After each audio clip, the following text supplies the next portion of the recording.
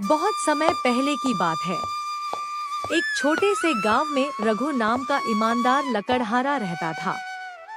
वह रोज जंगल जाकर लकड़ियां काटता और उन्हें बेचकर अपना व अपने परिवार का पेट पालता।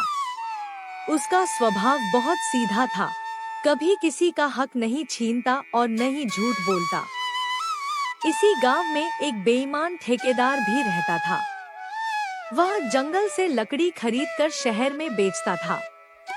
ठेकेदार हमेशा ज्यादा कमाने के लिए मजदूरों को ठगता और उनकी मेहनत की सही कीमत नहीं देता।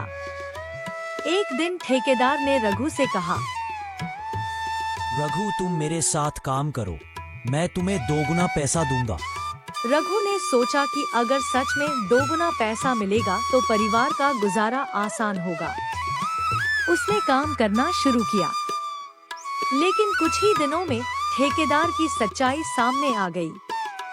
जब रघु दिन भर मेहनत करता, ठेकेदार उसका आधा पैसा काट लेता और झूठ बोलकर कहता, बाजार में लकड़ी सस्ती बिक रही है। रघु चुपचाप सब सहता रहा, क्योंकि वह झगड़ा नहीं करना चाहता था। मगर एक दिन गांव के मुखिया जी ने यह बात देख ली।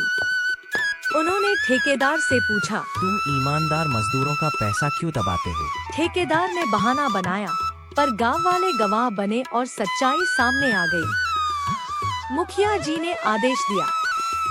ठेकेदार शर्मिंदा हुआ और सबके सामने माफ मांगी। रघु को उसका बकाया पैसा मिला और उसकी ईमानदारी की पूरी गांव में तारीफ होने लगी।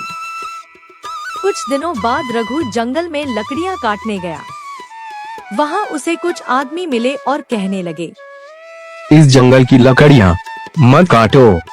रघु वहां से उदास होकर लौट रहा था कि रास्ते में उसे मुखिया जी मिले और पूछा, रघु, तुम उदास क्यों हो? रघु ने बताया कि मैं जंगल में लकड़ियां काटने के लिए गया था। वहां कुछ आदमियों ने मुझे लकड़ियां काटने से मना कर दिया। तो मुखिया जी कहने लगे, तुम उदास मत हो, मैं अभी जाकर देखता हूँ।